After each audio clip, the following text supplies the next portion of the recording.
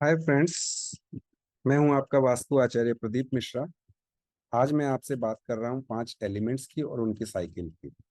मैं कुछ आपके लिए आने वाले दिनों में वास्तु के सेल्फ लर्निंग ट्यूटोरियल्स आपके साथ शेयर करूंगा।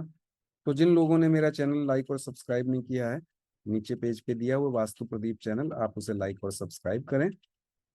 और आज हम शुरुआत करते हैं 5 एलिमेंट्स से। देखिए, सारा जो इंटरप्ले है यूनिवर्स में वो 5 एलिमेंट्स का है। प्रत्येक दिशा एक एलिमेंट का प्रतिनिधित्व करती है। जैसे हम शुरुआत करते हैं उत्तर से, तो उत्तर में जल तत्व है। पूरब में जाते हैं तो वहां पर वनस्पति या वायु या वुड है। दक्षिण में जाते हैं तो वहां पर अग्नि यानी फायर है। साउथ वेस्ट में जाते हैं तो वहां पृथ्वी भी है, और मतांतर से कुछ लोग इसे आकाश भी कहते हैं। दोनों एक ही बात है। उसके बाद हम वेस्ट और नॉर्थ वेस्ट में जाते हैं तो वहां मेटल है। तो ये जो यहाँ पर साइकिल हैं, इन्हें हमें जानना क्यों जरूरी है, आत्मसात करना क्यों अनिवार्य है, कि जब हम दिशाओं और तत्वों का लिंकेज को जान लेंगे तो पूरे क्रिएशन का जगत में आधार यही है। कभी भी आप पाते हैं कि जीवन में कोई समस्या है और आपको 5 तत्वों का और दिशाओं का ज्ञान है, तो आप ये देख सकते हैं कि कौन सी साइकिल है वो प्रॉब्लम क्रिएट कर रही है। सिंपल सी बात है, सर्वप्रथम जो प्रोडक्टिव साइकिल है उसके कहीं दिक्कत आ जाए, प्रोडक्टिव साइकिल में ऑब्स्ट्रक्शंस आ जाएं, या वो स्टॉप हो जाए, या वो इम्बैलेंस हो जाए, तो फिर वो आगे के तत्वों को भी प्रभावित करती है। वो जिन्हें प्रोड्यूस करती है वो उससे नेक्स्ट एलिमेंट होता है, और फिर वो नेक्स्ट एलिमेंट है वो भी किसी को प्रोड्यूस करता है, तो ये पूरी साइकिल को डिस्टर्ब करता है। तो यहाँ पर हम सर्वप्रथम जानेंगे प्रोडक्टिव साइकिल क्या है। देखिए, जो उत्तर में है आपका, दिस इज नॉर्थ। नॉर्थ में वाटर है। वाटर क्या प्रोड्यूस करता है? वाटर से वुड प्रोड्यूस होता है, पेड़ प्रोड्यूस होते हैं, वनस्पति पैदा होती है। वुड से फायर क्रिएट होती है, फायर से अर्थ क्रिएट होती है, अर्थ से मेटल। रेफरेंस है आकाश जो है, पृथ्वी है तो आकाश है, वरना तो पृथ्वी भी आकाश में ही है, अंतरिक्ष में। तो ये एक रेफरेंस पॉइंट है। अर्थ है तो मेटल यानी आकाश है, और मेटल से फिर वाटर प्रोड्यूस होता है। तो ये जो आपकी साइकिल है, यहाँ पर क्या हुआ, प्रत्येक तत्व से पिछला तत्व उसको क्रिएट करने वाला होता है, प्रोड्यूस करने वाला होता है, या यूं कहें कि वो उसका पेरेंट होता है। तो ये एक प्रोडक्टिव साइकिल है कि वाटर से वुड प्रोड्यूस होगा, वुड से फायर, फायर से अर्थ, अर्थ से मेटल, मेटल से again water. So this is the productive cycle. यदि ये चलती रहती तो किसी भी स्थान पर आप पाएंगे वहां पर आप अबंडेंस क्रिएट कर सकते हैं, वहां पर स्वास्थ्य, समृद्धि, सभी चीजें क्रिएट होती रहेंगी। फ्लो बना रहेगा एक चीजों का। जब भी फ्लो में कोई रुकावट आती है तो आपको ये ध्यान देना अनिवार्य है कि प्रोडक्टिव साइकिल में कहीं प्रॉब्लम आई है। यदि वो नहीं आई है तो फिर आगे की साइकिल से हम जानेंगे कि प्रॉब्लम कहाँ पर है। और यदि हम इस बात को ठीक से जान पाते हैं कि प्रॉब्लम कहाँ पर है, तभी हम उसका इफेक्टिव उपाय दे सकते हैं। अब इसमें बात करते हैं वीकनिंग साइकिल की। प्रत्येक तत्व दूसरे तत्व को क्रिएट करता है, प्रोड्यूस करता है। तो प्रोडक्टिव साइकिल थी वो क्लॉकवाइज डायरेक्शन में चल रही है पांचों तत्वों की। यदि हम इस साइकिल को रिवर्स कर देते हैं तो इसको हम वीकनिंग साइकिल बोलते हैं। जैसे जब एक तत्व दूसरे तत्व को प्रोड्यूस करता है तो वो स्वयं वीक हो जाता है। आप देख सकते हैं कि जैसे जब माँ एक बच्चे को जन्म देती है तो वो भी कमजोर हो जाती है। तो सिमिलरली जो है वुड जो है वो वाटर को प्रोड्यूस करता है, यानी कि वुड वाटर को एग्जॉस्ट भी कर देता है। इसको एग्जॉस्ट करना भी बोलते हैं। वाटर मेटल को एग्जॉस्ट करता है, मेटल अर्थ को एग्जॉस्ट करती है, अर्थ फायर को एग्जॉस्ट करता है, और फिर फायर वुड को एग्जॉस्ट करती है। यानी इस साइकिल को हम नॉर्थ से शुरू करके एंटी क्लॉकवाइज यदि चला देते हैं तो वहां पर आप देखेंगे कि ये एक वीकनिंग साइकिल हो गई है।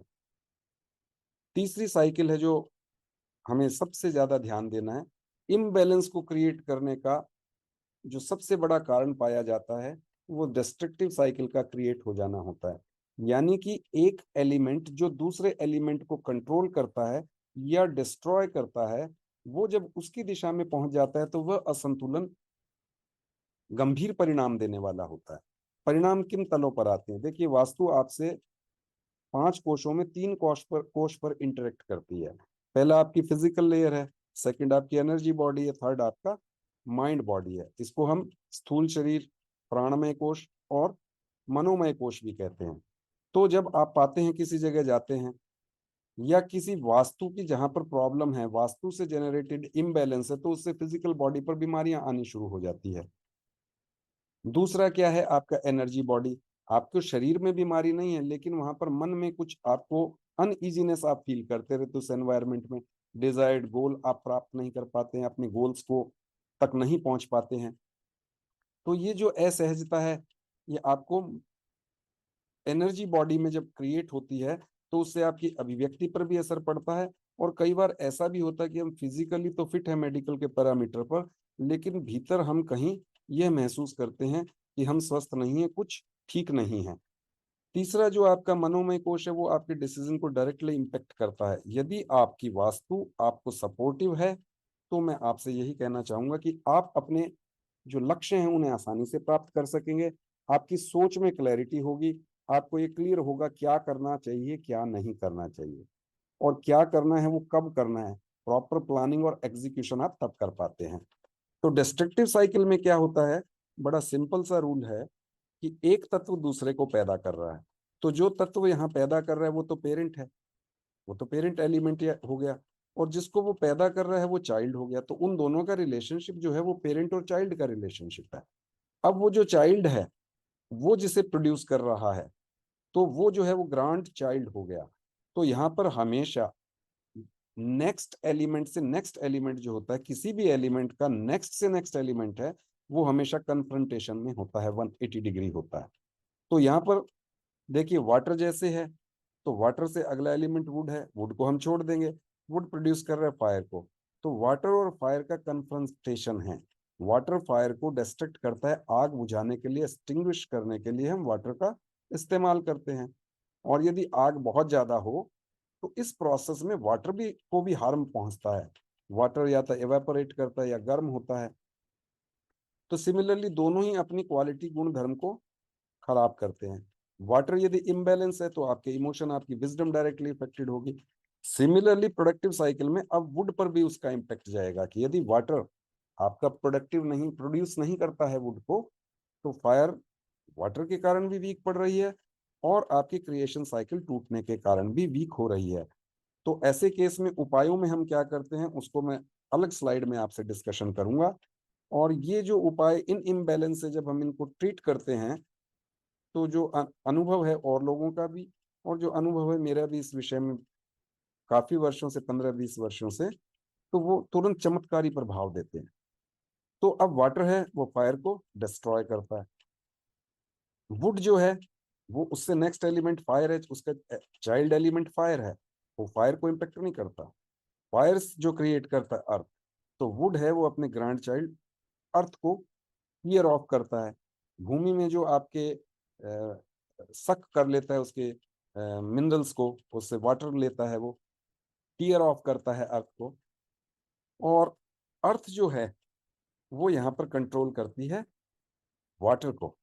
वाटर जो है उसको अर्थ जो है अब्जॉर्ब भी कर लेता है, उसको मडी भी बना देता है, और वाटर को बाउंड्रीज भी देता है। नदियां हैं जो आप देखेंगे कि उनको बॉर्डर, जो नदी बह रही है उसकी एक डायमेंशन है, उसके दोनों तरफ यदि पृथ्वी खड़ी है तो ही वाटर एक बैलेंस वे में नदी के रूप में बह रहा है। अगला है आपका मेटल। मेटल वो डायरेक्टली वुड को चॉप ऑफ कर देता है, काट देता है। तो ये जो है आपकी डिस्ट्रक्टिव साइकिल है। तो यहाँ पर आप 3 साइकिल को अच्छे से आत्मसात कर लें, ताकि आने वाले लेक्चर्स में जब मैं आपसे बात करूंगा कि ट्रीटमेंट के लिए हमको क्या देखना है, कैसे देखना है, और बिल्कुल यकीन मानिए, आपको स्वयं भी आप ये उपाय कर सकते हैं, ये बहुत आसान है। तो प्रोडक्टिव साइकिल में सिंपल है, क्लॉक वाइज चलती है सभी एलिमेंट, कहीं से भी शुरू कर लीजिए। मैं नॉर्थ से स्टार्ट करता हूँ, आप कहीं से भी शुरू करें जहां से आपको इजी लगता है। और डिस्ट्रक्टिव साइकिल में ठीक उसी साइकिल को रिवर्स कर देना है। और डिस्ट्रक्टिव जो साइकिल है उसमें एक नेक्स्ट टू नेक्स्ट एलिमेंट को आपको पिक करना है, नेक्स्ट को छोड़ देना है, नेक्स्ट टू नेक्स्ट को ले लेना है। सिमिलरली फायर, नेक्स्ट को छोड़ देना, नेक्स्ट टू नेक्स्ट मेटल को ले लेना है। मेटल है तो वाटर को नेक्स्ट एलिमेंट को छोड़ देना है, वुड को ले लेना है। तो ये तीनों साइकिल्स जो हैं, ये आपको दिशाओं से भी कनेक्टेड है। जैसे वाटर एलिमेंट ये नॉर्थ डायरेक्शन है, वुड एलिमेंट जो है वो ईस्ट डायरेक्शन है, फायर एलिमेंट जो है वो साउथ डायरेक्शन है, अर्थ एलिमेंट है वो साउथ वेस्ट डायरेक्शन है, मेटल है वो नॉर्थ वेस्ट डायरेक्शन है, यहाँ पर वाटर भी है, यहाँ पर वाटर को होल्ड करने के लिए अर्थ भी है। तो टेक्निकली अर्थ नॉर्थ वेस्ट और साउथ वेस्ट दोनों में मौजूद है। इसके अलावा जो ब्रह्म स्थान होता है, सेंटर ऑफ द प्लेस होता है, वो भी अर्थ एलिमेंट माना जाता है। साउथ वेस्ट और सेंटर पे लोग उसको आकाश तत्व भी मानते हैं।